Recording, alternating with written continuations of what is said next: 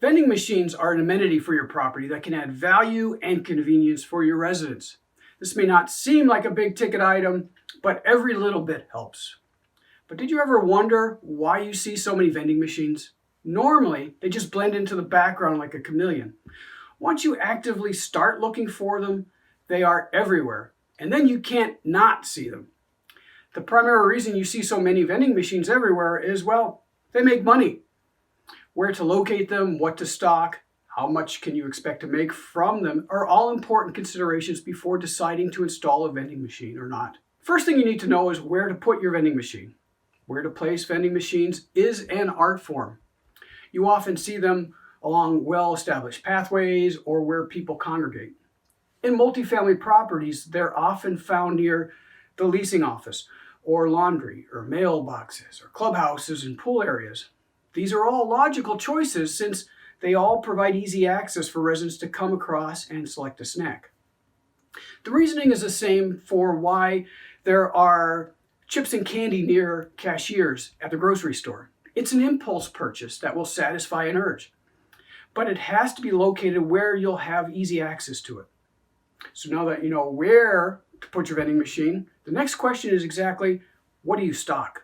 Now, what to stock in the machine is a dialogue between the property owner and the vending machine company. As the property owner, you do have some decision as to what goes in the machine. That can be a daunting task. To help, look at your resident profile and preferences. Do you put in healthy snacks like fruit and granola and healthy drinks? Maybe. Sounds like a good choice. Or do you put candy and potato chips and soda?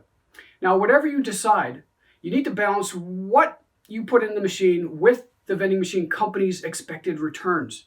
If the items expire or go bad because the residents didn't purchase them, then the vending machine company has the contractual right to carry or not carry certain items. There is significant amounts of market data to support which items are better sellers than others. Keep in mind that the market can change because preferences change based on region or culture or time of year. If a certain region generally prefers sweet snacks versus salty snacks or savory snack items, then that's what you should stock. Many times it's a mix of all three. The third thing you should know before installing a vending machine is most important. How much can you make? How much can you expect to make really depends on your negotiation with the vending company. Unlike laundry contracts where it's normally a 50-50 split, vending machine companies often get the lion's share of the profits. Why? Because they provide, they service, they maintain the machines. They're also responsible for regular visits for stocking and rotating products. It's very labor intensive for them.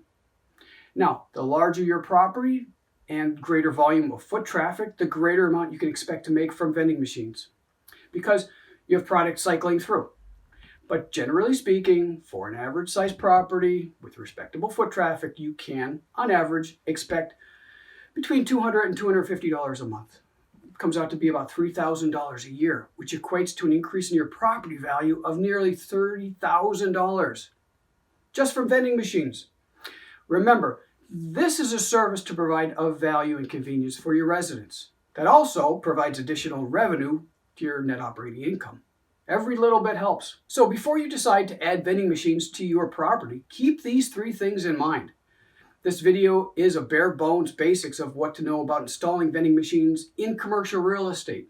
Vending machines are not a necessity, but they could be an untapped way to increase your revenue. I'm Phil Russo. Stay tuned and stay informed.